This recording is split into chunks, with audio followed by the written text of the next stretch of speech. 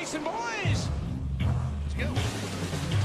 913-586-7989. 913-586-7989. A pair of tickets to each day of the spring NASCAR race weekend at Kansas Speedway. Now, it's only 2 days, but it's 3 races. The first day, Saturday, May 4th, the ARCA Menard Series and Craftsman Truck Series. Sunday, May 5th, the NASCAR Cup Series Advent Health 400. You want to go racing, guys? Rock, you're on there. Good morning. Buddy, man, you made my weekend. Am I going racing? Yeah, man, you're going 4th and the 5th. All 3 races. I've got a pair for all 3. That's awesome, man. I can't wait. Have you been? No, never been. You've never been to the Kansas Speedway all these years? Never been to Kansas Speedway, man. Dude, Nope. let me just walk you through this. It's an incredibly friendly experience. I'm sure you've been to Arrowhead. I'm sure you've been to Kaufman. You've seen baseball and football. In sports, this is a completely different thing. When you pull in, you're going to have a huge parking lot. Guess what? You're not going to get charged to park. Then, if you've got a soft side cooler and you want to bring in some beer, you can do that. You can even bring in some of your own food. And you can walk around the whole place. You're going to want to walk down around turn 1. There's a tunnel that goes underneath the track and pops up on the infield. And if you get there early enough, you can actually walk through a hole in the fence, cross the speedway, and stand in the infield for introductions of the drivers. I mean, it's a whole weekend, man. Make sure that you take advantage of all of it. That's awesome, Johnny, man. I can't wait. Dude, you'll really enjoy it. And I will tell you, the first time on a start or a restart, go stand against the fence on turn 1, halfway down the hill. There's where it turns left to go in the tunnel. When you feel that whole group of cars go by at 180 miles an hour, stacking that air up, there's nothing that I can do to explain to you what that's going to feel like. Heck yeah, man. I can't wait. It'll be cool. All right, you enjoy yourself. Hold on. Stay there, man. Kansas Speedway. Tickets are available now. May 4th, May 5th. It's around the corner. Nothing like it in the whole world. There's only a handful of tracks in all of the United States, man, and we're lucky enough to get one here. It is a big deal. Make sure you go.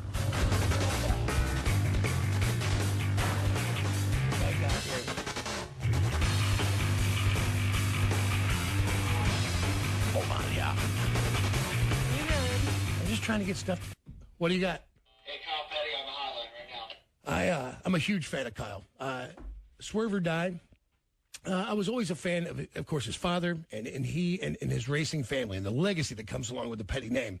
But getting to know Kyle over the years in the studio and what he does with his life and how he lives, I think he's one of the most interesting characters in the world, let alone racing. But just the way he does all of it, man, to me is it's just not that my opinion matters to anybody, but it's such a life well lived. Born June 2nd in Randleman, North Carolina, the son of NASCAR legend Richard Petty, he made his stock car debut at age 18, winning his first race, the 1979 Daytona ARCA 200, making him the youngest driver to ever win a major stock car race. He went on to a NASCAR career that found him with 173 top 10 finishes and 8 wins before retiring in 2008. He told his story in his book, Swerve or Die. You've seen him as the host of the Circle TV show Dinner Drive. He founded the 84-acre Victory Junction camp, enriching the lives of children with serious illnesses. And this May 4th through 10th, he's hosting his 28th annual charity ride across America. Please welcome NASCAR legend and friend of the show, Kyle Petty. Hey, man, how have you been? I've been great, man. How about you? Listen, better than I deserve. Summertime is almost here. Spring. Man, I've been out and got a few rides in on the bike, so it's starting to feel normal again. Listen, anytime you get on a bike, it feels normal. That's the way it is for me. I don't care whether it's spring, summer, winter, or fall, man. As long as I'm on a bike, it's good. Yeah, no, it is. And man, but once it gets below 50, I need to be injured or really be a great reason to go ride that bike. Once it gets to 48 in Kansas and it gets a little overcast, I mean, I may be a pussy, but man, I don't do it for fun anymore. See, I'm exactly the opposite. I can take it down because I've got all that heated stuff. I can take it down to I went to Flagstaff, I guess probably about 3 or 4 years ago, and it was 7 degrees. But I felt good, man. I felt good. When it gets to about 90 is when I don't ride anymore, man. Right. You I can't might as well take it just stand off. in my bathroom. I might as well just stand in my bathroom with a hairdryer blowing in my face, man. Oh. I don't enjoy that. I don't enjoy it. Dude, we went, we're ridiculous. We rode to Cabo in August. Oh, my gosh. Yeah, I know. That's crazy. Dude, you do that thing. Have you ever done the thing where you just buy a bag of ice at the convenience store, the gas station, and you stab it with your screwdriver and you bungee it to your handlebars? So while you're going on the road, the wind picks it up and it lasts for about 40 minutes. No, I've never done that. I just buy the bag of ice, set on it, so that between my legs stays cool, because the rest of me stays cool after that, man. That's all I'm worried about, burning up. I know, man. It is a sickness. And I was talking to Nick about this. And look, I just like anybody who rides. I think you're a wonderful person if you or that's your thing. But it's just a few people like I have one friend, Bob, and I, who we do all our long rides together because we just don't have a lot of friends who want to spend 12 days out on the road or something and run 500 to 800 a day. And so, but when you do like it, it's a fun thing. It's really, you get to see this world. And you are one of those long distance guys. You like to get out and you ride. When you say ride across America, you really are going to ride across America. Yeah. Yeah. Listen, I just like to ride and that's it. And that's the best way to put it is, when I go for a ride, I will put on a rain suit and ride in the rain all day long. Yep. I don't want to put on a rain suit and ride 15 miles and get off and have a cup of coffee. That's right. Not what I'm interested in. You know what I mean? Yep. I just want to go. So yeah, listen, I rode to my whole thing is I rode from Charlotte. I guess probably 7 or 8 years ago. I rode from Charlotte to Palm Springs in 2 days. 2 days across the country on a motorcycle. So you guys know that's better than 1,000 a day. That's a couple of thousand plus miles. Listen, there were moments that I really wasn't on the bike. I was hovering somewhere above the bike, hallucinating, watching myself ride. Yes. But by God, I made it. That's all that matters. Have you had that weird hallucination? And I think you're the only person I'll be able to ask.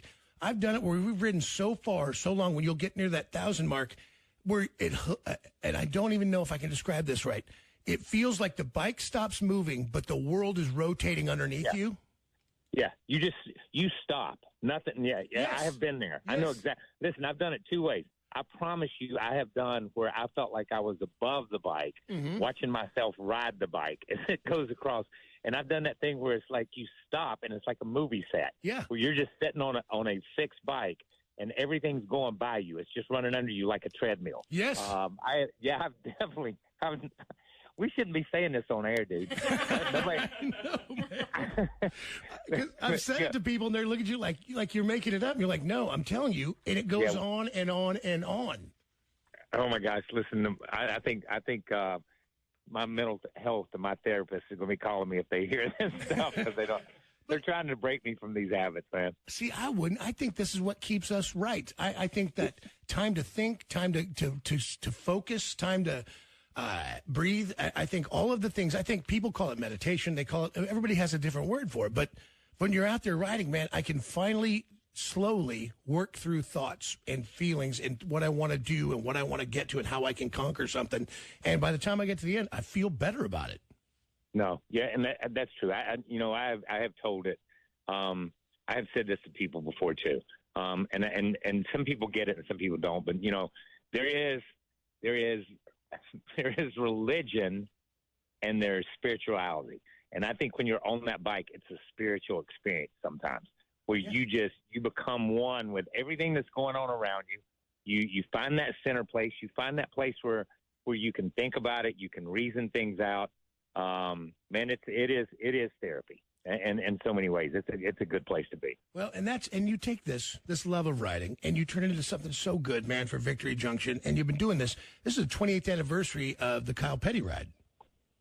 Yeah, that's crazy, man. That's great. It still just fascinates me that people still want to come along and do it. But when Adam's accident happened in 2000, we built the camp, and the ride had a purpose, but then it had a real purpose. It had a focus, and we just continue to do it. Some of our riders have gotten a little bit older, so we've changed it up a little bit. This year we're going from Deadwood, South Dakota. We're going back down to North Platte and to Omaha and to Bettendorf, Iowa, then over to Indy to lap the racetrack, and then to Churchill Downs for lunch, and then to the Corvette Museum, then to Bristol, Tennessee, and then back to camp. But everything is about camp. Everything we do now is about camp from the charity ride. So that's why we ride, man, just to keep kids coming to camp. Well, that's it, man. This life is hard for everyone. but it's exceptionally hard when a kid gets sick, when they get these challenges. And that's an 85-acre camp in North Carolina for kids, that, man, it's just a break in this world. It's just some love and some outdoor and some fun and some camaraderie, and you're not alone, right? You're not trapped in that room anymore. Yeah, exactly. And that's what it's about. It's about it's just empowering for these kids. It's kind of like we talk about riding a bike. It's just empowering. It lets these kids just be kids. It lets these kids understand that they're not the only child in the world with Crohn's. They're not the only child that's going through leukemia. They're not the only child with asthma or diabetes or craniofacial or whatever it may be. There's other kids out there that do the same thing, that feel the same way, that are the same kids. And they just need to make that connection. And that's what camp's all about. In so many ways, we don't heal anything. We don't cure anything. But hopefully for a period of time, we change their outlook on life, and hopefully they take that with them. Yeah. And the worst thing is to feel alone, right? And when you're sick and you're the only one who's sick, right, in that room, like doctors, your parents, your families around you, but you're the one, you feel, I think you can only feel alone. And so when you get to go hang out with other kids who are also facing it, man, now you got social world. Now you've got other kids, and it's just so incredibly important when you can't play with other kids. You can't run as hard as them. You can't do everything to get out with other people and just be in the same situation. Same reason we go to rallies. Same reason people of a certain mindset want to hang out with each other. People who ride, it's good for you. It's good to not be alone. It's good to have that social connection. Yeah. Listen, and that's it. It's good to have that social connection because here's the deal, and we talk about it all the time at camp. We talk with families. We talk, so many times there'll be a child who goes to an elementary school, and there's 400 or 500 kids in the elementary school. There may only be one kid there that has Crohn's. Right. There may be two. There may be only one or two kids that have asthma bad enough that they don't get to go outside for recess during certain times of the year. They have to sit inside by themselves. That's a very alienating feeling. While all your classmates are outside playing and you're sitting inside, copying things from the board or having to do your own activities. So to be able to go to a camp where, there's 125 other kids with the same thing, and if I'm not going outside, they're not going outside. So there's 125 of us or 20 of us in the room. So that's it. It's just a social aspect that is very, very, very empowering. And everybody who does this ride, everybody who helps Victory Junction, and what people sometimes don't understand, if you've never done it or participated in something like this, what you receive for your well-being overall is so much more than what you're giving. Like the feeling you get when you really lean into something and you change something for somebody and you drop all your own self-pity and your own business and it falls away from you because you focused on helping somebody else. I'm telling you, when that's over, you will receive more than you ever gave. That is a fact, dude. We talk about it. I say it. You can, Adam's accident happened. We raised our hand and said, we're going to build this camp. And, you stand on top of that hill and you look down across that camp and there's, 30 or 40 buildings and, it's pristine and you got all this stuff and you have a tendency to want to pat yourself on the back and say, dang, man, look at what I did. Look at what we did here. Look at what I did. And then the first kid comes up and says, thank you. And you say, oh my God, no, thank you. That's right. Thank you for what you just did for me, because that means more than anything in the world to see these kids smile and to see that. They give so much more back to you than you could ever, ever, ever give them. Dude, I try to sell this as hard as I can. I'm telling anybody listening on any ride, anything that helps anybody, if you're down on yourself, if your life isn't the way you want it to be, and we all face that, man, go reach out, do something purely to help somebody else. I'm telling you, it'll change everything for you. It'll change it all. The way you see this world, the way you see people, the way you see yourself. It's For sure, man. For sure. When you're in line at McDonald's, pay for the people's food behind you and just walk out. It'll make you feel better. I'm telling you, it will make you feel better. And isn't it's funny when we discover this, Kyle. If you just joined the show, the legend, Kyle Petty, first family of racing. Now, did your grandfather show you this? Did your father show you this? And I know your father was a great and charitable man, but sometimes I feel like we have to discover these things on our own through our own hardships, and that's, you can tell somebody something, but once you experience it, that's what the change sets in. Yeah, that's a great question. I think you get it from from everywhere. And I say this because of this. Both of my grandmothers, my grandmother Patty and my grandmother Owens on my mother's side, were so heavily involved in the church. And I mean, we were there for choir practice when we were little. We were just there, you know, there on Sundays all day long. It seemed like in a country church, there on Wednesday nights. So it was that kind of thing. But at the same time, you know, my dad and my granddads, we grew up in rural North Carolina, where everybody helped everybody. When there was one guy in the community that had a hay baler, and he baled everybody's hay, and he just pitched in and baled everybody's for him. There was no need for everybody to have a hay baler. He's got one. You know what I mean? Right. And everybody just always helped each other. And I'll never forget, man, when I was 9, 10, 11 years old, local guys, local farmers and stuff they'd drive their tractors up to the race shop or bring a plow or bring something, bring a scrape that had broken. And we'd pull a race car out and push that plow inside the race shop, and they'd weld it up for them and send them on their way. Yep. And never charge them anything. Just send them on their way. That was it, because that was helping each other. So I think it came from that. And you begin to see that's what you do in that community. But the community we live in now is so much bigger, man, and there's so many more opportunities. And I say that, and I use the word opportunities. There's so many more opportunities to help people. Well, it's not a thing. It's an opportunity. Well, and who you surround yourself with is really important, and I can't explain that enough. The answer should always be yes. I've been lucky enough in this life to get to a place where you are able to have a circle of friends of all different walks of life who all do different things, but the common thread through all of the people I love so dearly, they all say yes. When somebody needs help, when another person, not just us, anyone, if they know somebody, all of us will go to help someone we don't know as well. And it is made for such good friendships and deep happiness and really the gratitude that it takes to have joy in this life. Yeah. Listen, again, you know, we're back to it helps you more than it helps the other person. You know what I mean? Yeah. It just always does. It fills your soul.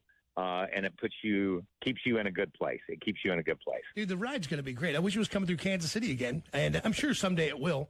The problem with Kansas City, and you know this riding, the Denver to Kansas City ride is a mind-numbing experience. It's just like, You know what? I'm going to tell you, there are ways we have figured out through the years. There are ways to get there that's not as mind-numbing as you would think. And it's fun. And it's fun. And it's when you get off those main roads. That's right. And you come back through the backwoods, and you have to make 1,600 turns to get 16 miles, you know, that kind of thing. That's when the riding's fun. But yeah, we'll be back. Our guys are getting older. A lot of our riders are getting older. We still ride across country a lot. For our 25th, we went from Seattle to Key West. So that was that's a ride. That's a long run. That's a long run. So, but we did regional. The last couple of years, you know, we just rode the Southwest. We went to the Grand Canyon and Monument Valley and some of that stuff. Last year, we went to Moab. We rode a little bit further north. We just made a big loop. This year, we're going back to camp because it is the 20th anniversary for camp. So we're going from Deadwood back to camp. But next year, we'll probably go back to a regional. And then for our 30th year, we'll do something across country again. So we're going to continue to do long rides. But, you know, and this is a long ride. It's 2,100 miles. It's not a real ride. Not a day trip. It's a decent trip. So, but we'll continue to do it, man. I'll tell you, the run up to Nova Scotia, cross on the ferry and hit Cabot Trail and go around is amazing. Yeah. Listen, I'm afraid with the crowd that I ride with, that once we got outside the United States, they'd have to sign an extradition treaty to get some of us back into the United States. That is a fact. That could be an issue for some of my riders. Well, listen, Kyle, man, I always love having this show. I just looked down and realized we burnt through 15 minutes of your time already. Man, I'm such a fan, and I'm telling you guys, pick up the book Swerve or Die. Go to Kyle Petty's website, find out what you can do, and if you've got some time, if you've got a little time, 4th through the 10th, go up and meet him. People can join the ride on the ride, can they? If they can't do the whole thing? Yeah, come ride with us, man. Come see us, come ride with us. Go to the website, Kyle Petty Charity Ride. You'll see what the route is. And shoot, man, just meet us at an intersection. We had a bunch of Terry Labonte fans meet us a number of years ago just at a crossroads out in the middle of New Mexico, and the entire group stopped so that Terry could sign autographs for him. So, hey, just meet us somewhere, man. We'll be there. All right, brother. Listen, you be safe, be well, and I'll talk to you soon. All right, man. Thank you guys for having me. Bye, Take Kyle. care. He's the real deal, man. So, hey, Jake, by the way, I realized I burned through all that time pretty fast.